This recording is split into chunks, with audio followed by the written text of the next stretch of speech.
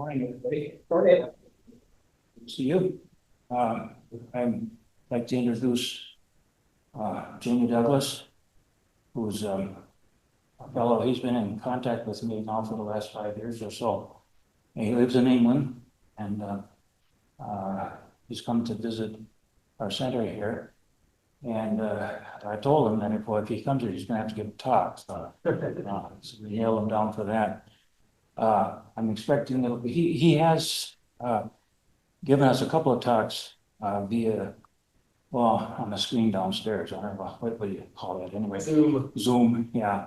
And on Wednesday nights, and generated a lot of interest and comments after those two talks. And now he's here to talk to us live. So I think you'll find what he has to say rather interesting. He has well, I won't characterize him in any particular way. You can hear and listen for yourself. But an interesting mind, I would say. So I'm interested in what he's going to do for us this morning. Yeah, this is water. Should I take it off? Yeah. Yeah, just set that there. Oops. And then what about this And thing? the microphone.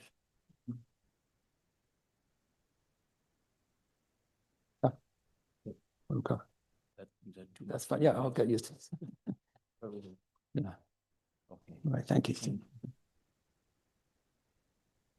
Hi. Oh, there's someone just there. Did you want to come in? Okay.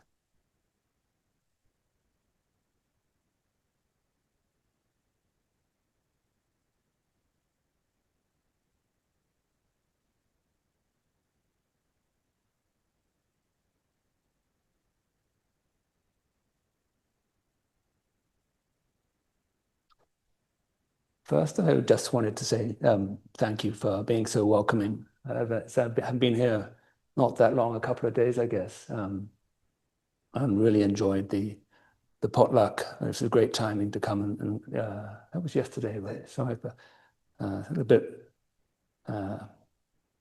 jumbled up with the time zones, but and can I check? Can you hear me? Okay, at this kind of volume. Should I speak up a little bit more? Yeah, sure.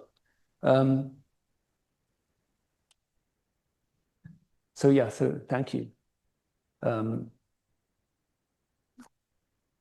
You know, so there's lots I want to say in this time.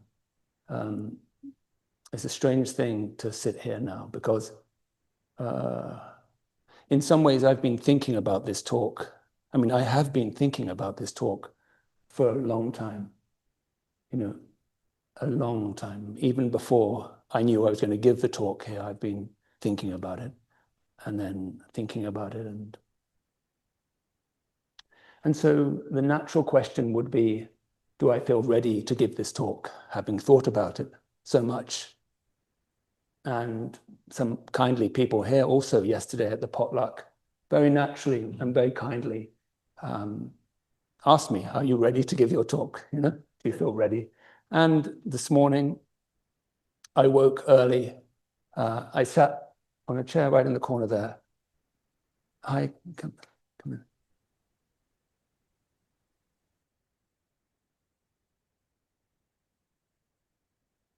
Yeah, so, and then I went to Jones. Thank you, Steve, for the recommendation. So I went to Jones and had some coffee there this morning and started to message my wife and my son in the UK. And they also started to ask me, are you ready for your talk? And good luck, my son is 15. Don't be stressed, Daddy, you'll be okay.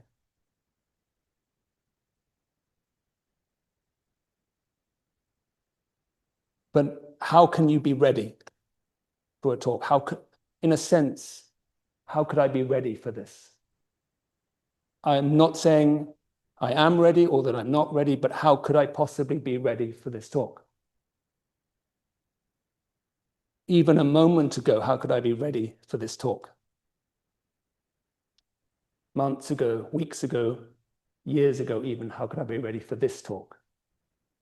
And now, where is this talk now? Now that it's finally here, where is it?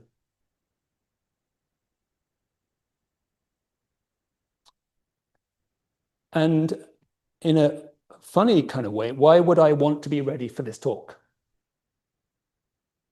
Deep down, why would I want to be ready for this talk? There's many reasons why I would want to be ready for this talk, but deep down, being ready for this talk is not even possible. And if I were to be ready for this talk, to be ready to be sitting here now with this going on,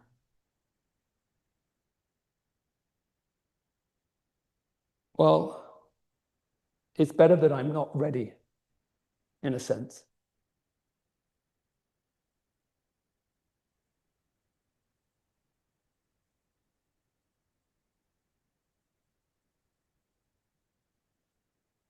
So this morning, I took a walk down to the lake. I've been going around the lake a lot, actually, these past few days.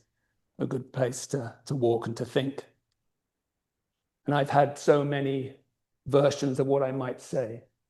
Lots of voices. Make sure to say this. And don't forget to say that. And better if you say this first and then that, not the other way around, otherwise it won't make any sense.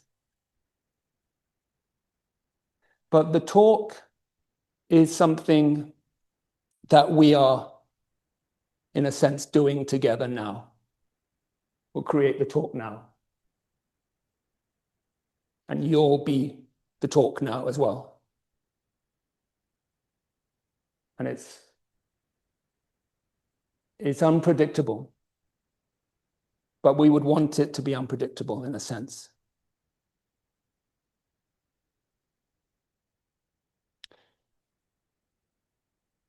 So in a couple of the talks that I recorded, some of you might have listened to them and some not, it doesn't matter. But in a couple of the previous talks I gave, and in those cases, what I was doing was to sit and as best I could imagine that I was sitting here in order to be able to write down some things that felt that if I had been here, that I would have been comfortable with saying them and they would have been authentic. And in those talks, when I began writing them, I remember writing a few things at the start. And one of the things that I wrote was that my talk was not about something in particular. So how on earth are you going to talk about something if there is nothing in particular to talk about? How long is that talk going to last?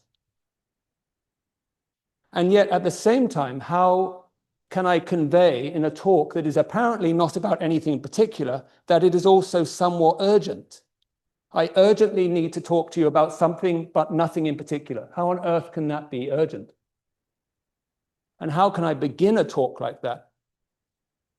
And now here, sitting here, months later, with ample opportunity to prepare for this quite possibly quite stressful situation.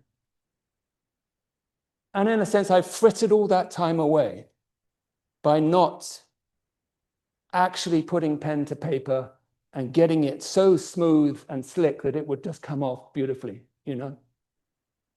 Something in me refused to do that. But that by no means means that I haven't been thinking incessantly about this talk. I have. It's not like it's, oh no, it's going to be fine. No way. A lot of thinking about this talk has happened, but the thinking about this talk was in fact not thinking about this talk. It was thinking about that talk in my mind at that moment. And then again, another talk, again and again and again, but never this talk. And now this talk is here and it's going on and it's not exactly clear what it is.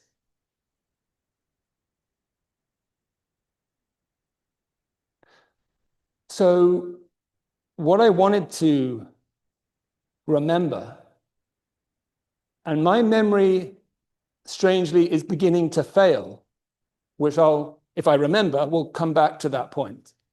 Or if I don't, it's because my memory is beginning to fail. But what I wanted to say is, just to go back to that point about, are you ready? Are you ready to give this talk? I would say back to that, why would I want to be ready for this talk? And I would also say that this talk that I appear not to be ready to be giving, you all and me, you all can give this talk.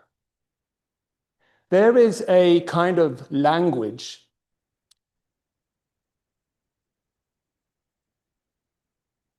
it doesn't have words to it, so it's not really a language, but let's say there's a kind of language. But it's an immediate kind of language that doesn't require words.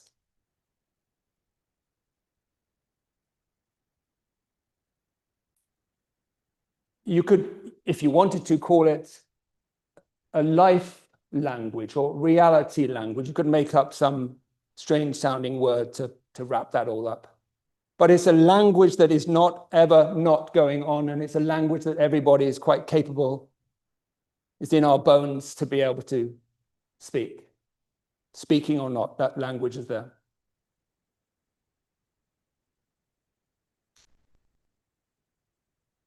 I said that my memory is failing.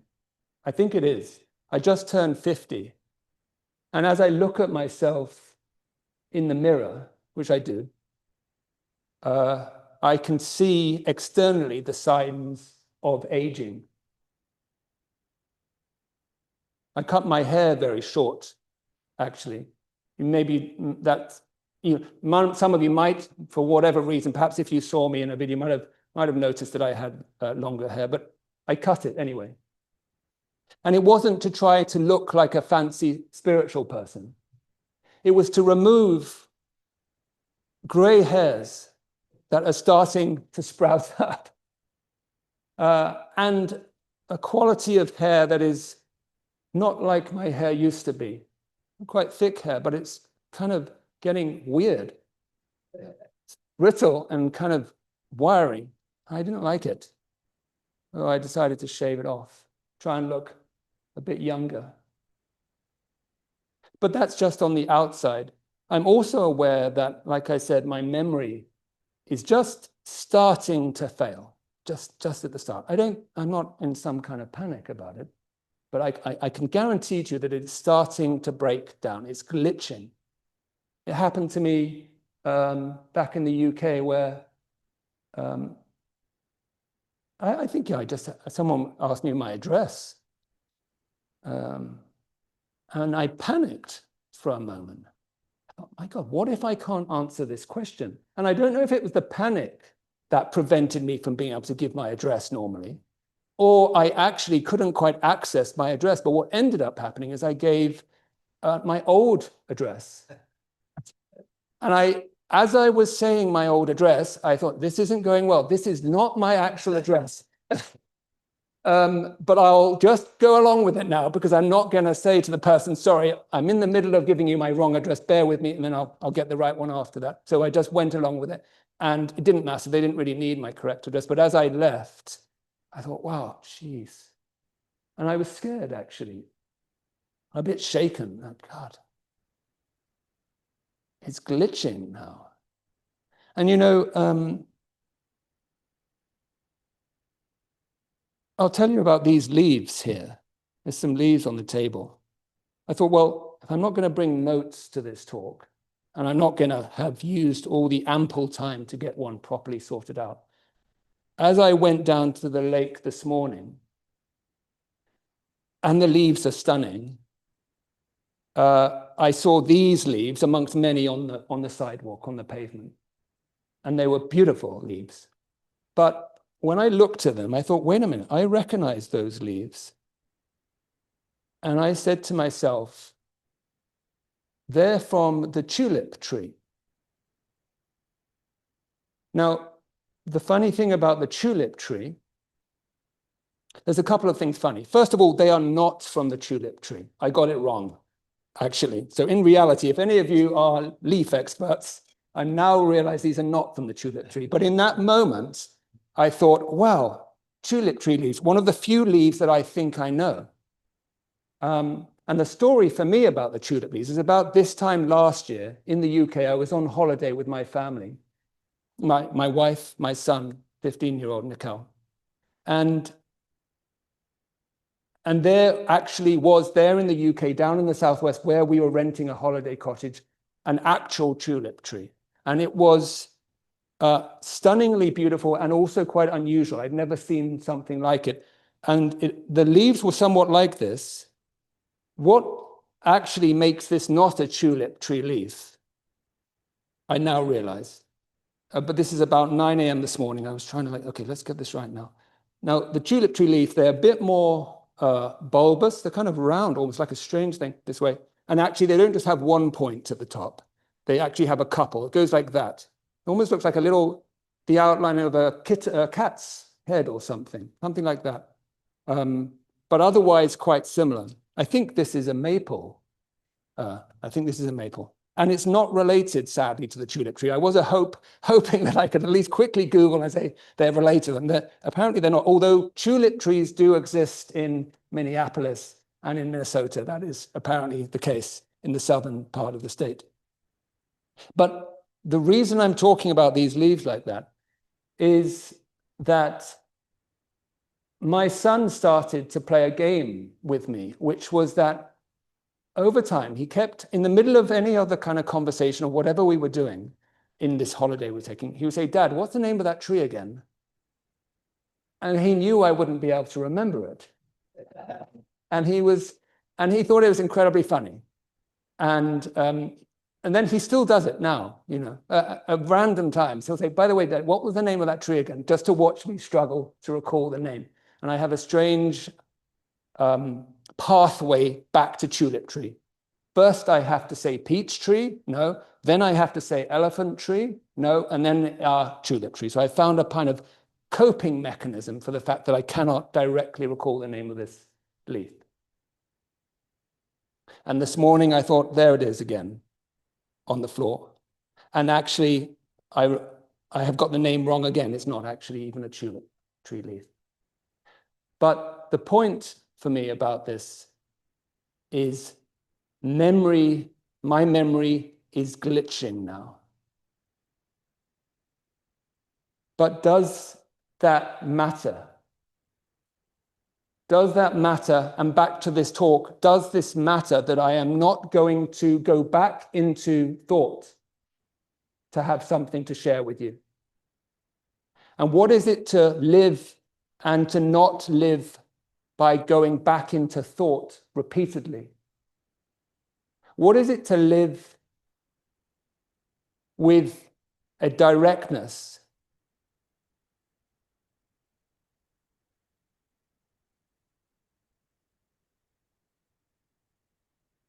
so this directness doesn't require memory.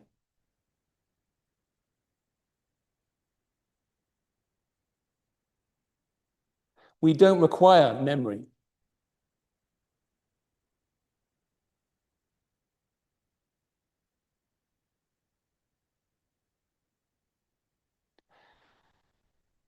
So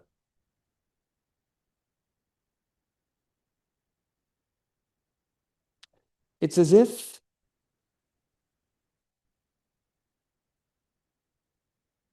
in this room,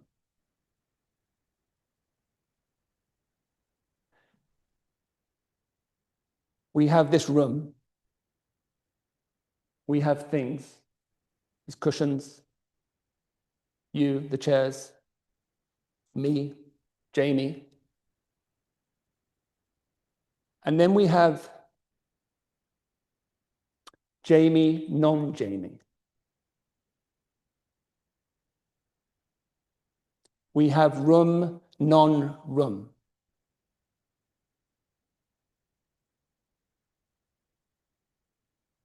Cushions, non-cushions. Things, things, non-things. Things, things, non-things. Things, things, delusion, and dark. Things, non-things, illusion. Delusion, illusion. Delusion, illusion. Just those two. I don't find a third. I find delusion and illusion only. Delusion and illusion. Illusion, illumination. Delusion, confusion.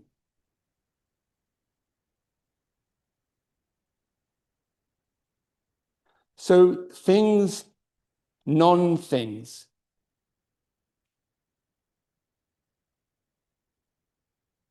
There is confidence there. It's not confidence. There's no self-confidence. The confidence is not going like that. It's not going in, back to memory, then out. There is just confidence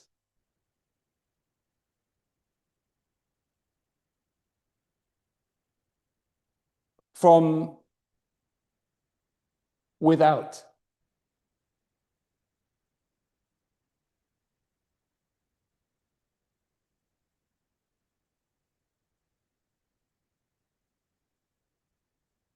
So for this talk,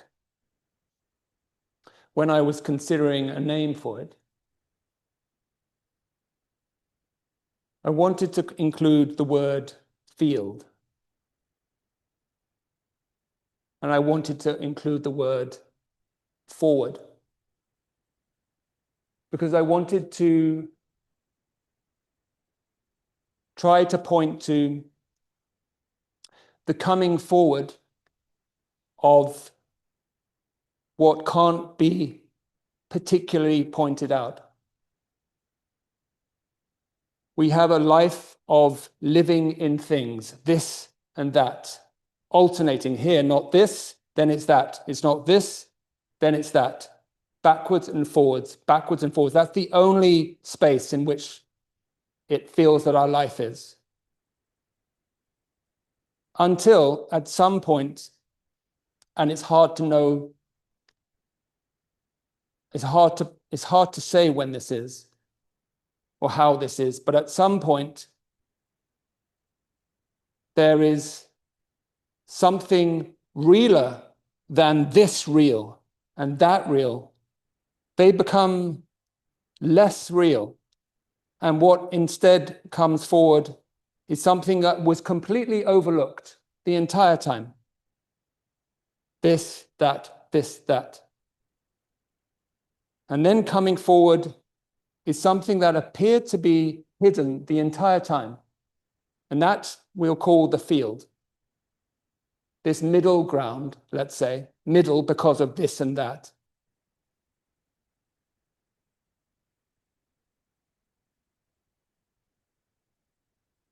So where the real concreteness is, if we're going to use the word concrete, and it's not the right word. It's not the right word. But would be this field. The field that doesn't depend on us knowing it, constantly pointing it out, saying it is this or it is that. It doesn't require anything. So it doesn't require our memory. It's there. And it's absolutely undeniable.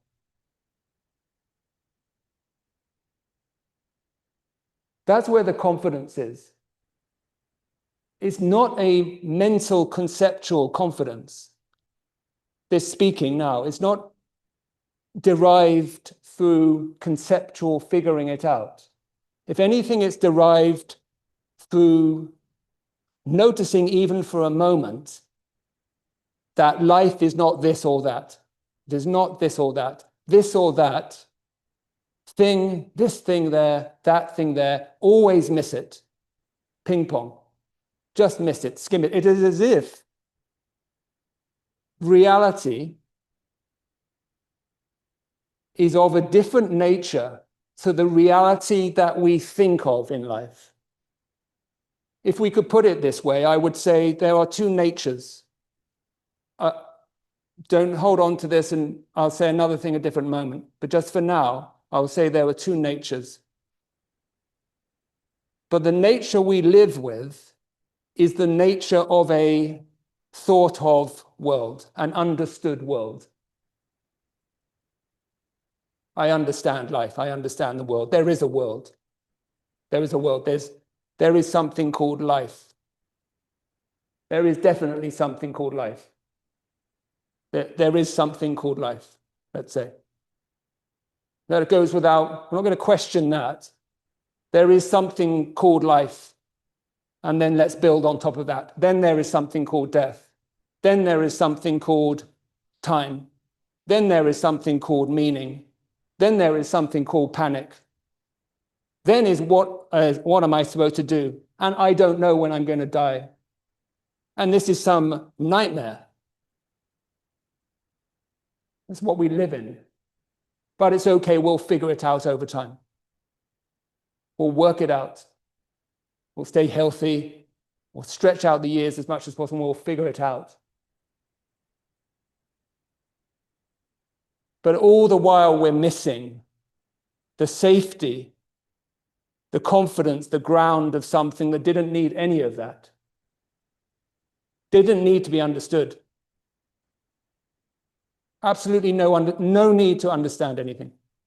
There's no need to awaken. The seeing is going on non-stop. No need to layer on top of that.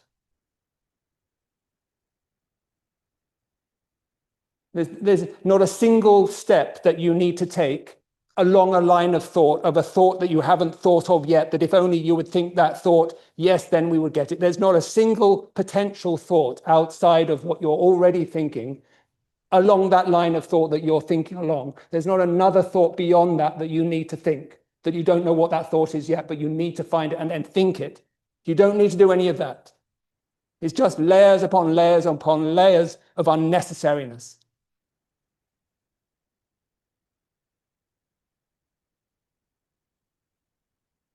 Because this is the wrong word again, like all of these, but the safety is there. I say it's the wrong word because you don't even need to be, there's no need for safety. Even that's saying far too much and is inferring, like bringing up too much. So everything is in danger, unavoidably creating more layers on top of things. That's why that's the meaning Bankei or Bankai, however you say the Rinzai master's name. He came up with a word of the unborn. Unborn because he was looking for a word that would serve to point back to where you haven't got started yet. Is prior to that endeavor, that journey of thought into understanding, the unborn. No trace of life or death in the unborn. Don't even need to build a structure of life and death. There's no need, in a sense, again, wrong word, but it's prior to life and death. This confidence, this field forward. It comes forward. And then in a sense, everything that you had this entire time been classing as definitely concrete reveals that it is of a different nature. It is of a mental nature.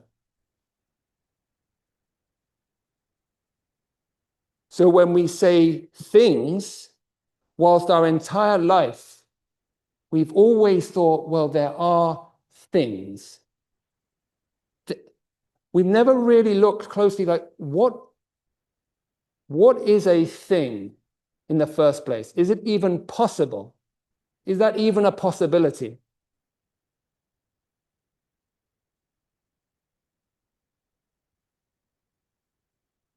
So this field then comes forward and things, these concrete things, do not disappear. They just becomes like first cup, fine, no problem. But I would say cup, non-cup. Because I want to be able to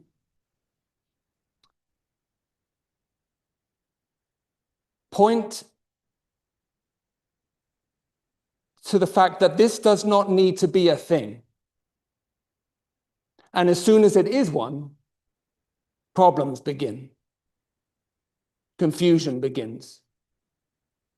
As soon as we settle for this to be a particular thing, all the trouble starts.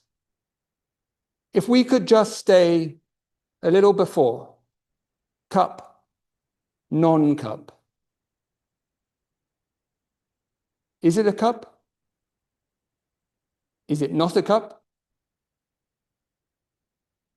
Well, here it is. But no need to fix it. And then all of a sudden, there's absolutely no need for any step in any direction. And we find ourselves in the center of this talk. And all kinds of stuff can happen in any direction. And it doesn't matter. It doesn't matter what happens. Because we're at the center, at this place of confidence, which is a deeper confidence than anything we could possibly hold in our mind as an idea.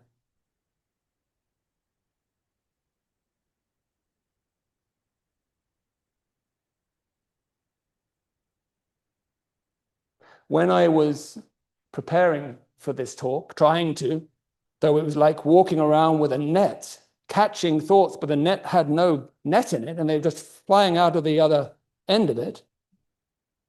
And come on, get them down. I'd write them down, but as soon as I would see them, it's like, no, that doesn't even sound right. And the day after, I'd wake up, and what was that thought? No, that just doesn't feel it. Because the words, the reality doesn't belong inside those words. So you might think of something, but the day later, you look at those same words, and there's no reality there anymore. It's just flown away. So hopelessly going around trying to prepare for what I could say is the most important talk for me, to be in this situation. Failing to catch any thoughts at all. And one recurring thought that did keep coming back unhelpfully was, what if I finish saying what I want to say and I look down at the clock and it's literally like, I don't know, 10:05 or something. And now what am I going to do? And there are thousands of unsaid things that I will probably, tomorrow I'll carry on thinking about this talk. It will be over, but I will certainly carry on. Probably for a long time, I'll think about this talk. And I'll think, God, I didn't say that thing. But maybe I won't. But it is 10:35. And I would love to talk more, and I have tried to talk, not here, obviously, but I have tried to talk, and sometimes it feels like I've put things in a way that I won't say make sense, but I don't know. Maybe I could just say this, and then I'll see if anyone wants to say anything. But it doesn't matter if there's nothing that people want to say. But I'll stop after that. But what I would like to kind of say is just to go back to this word delusion and illusion. And I said there were just these two. There's not delusion, illusion, and then some third extra place. There's just these two movements. And for me, I'll be going in and out of those constantly. I'm not on one side or the other. One side, there's no enduring problems. The other side back there, all kinds of things to be done, all kinds of stress, back and forth, back and forth. But for this talk, I've just tried to share with you some of the things that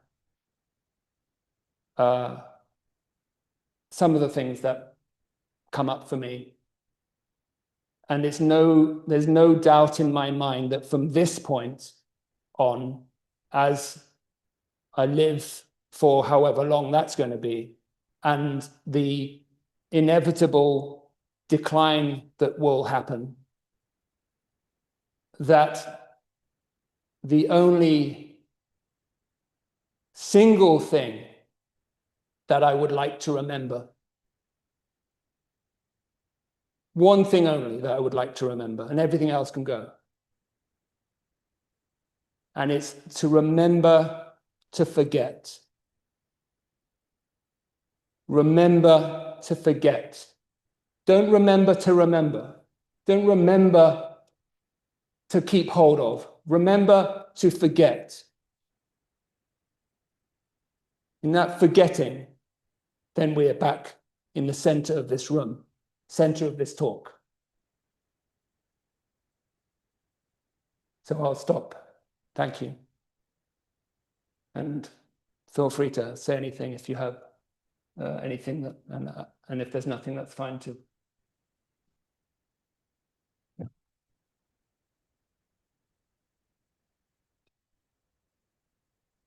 Your talk has given fresh meaning to a verse toward the end of the Shinshin meaning, trusting the heart mind. Being is an aspect of non-being, non-being an aspect of being. Mm-hmm. Yeah, thank you. Yeah. Yeah.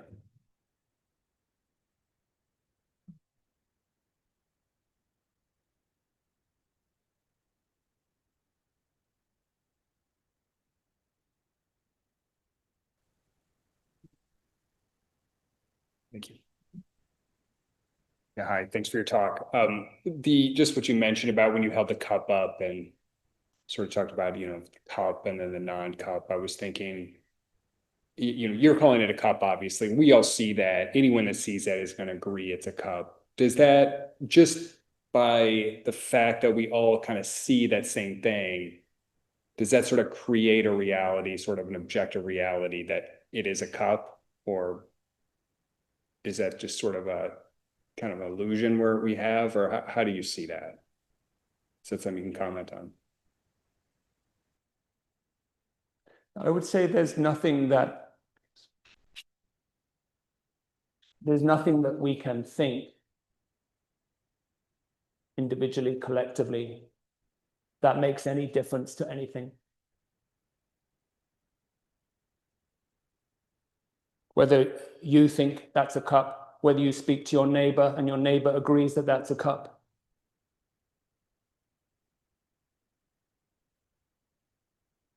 And I'm not saying that's not a cup.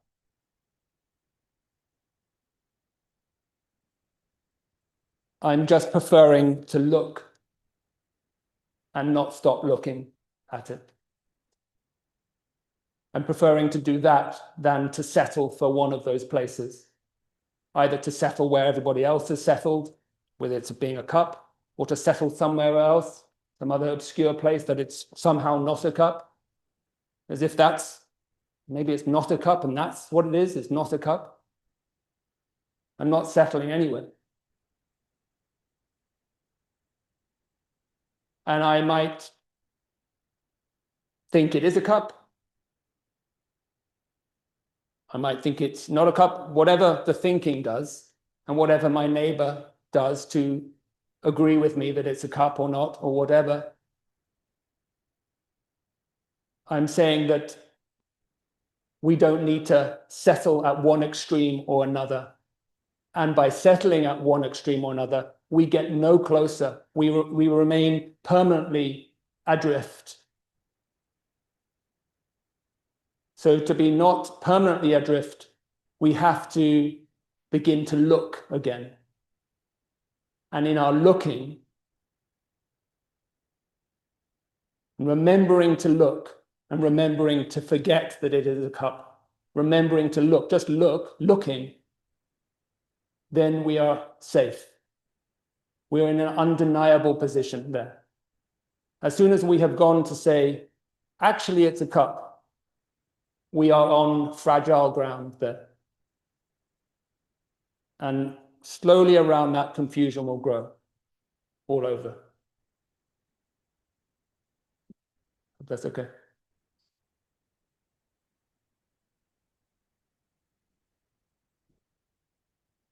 Okay.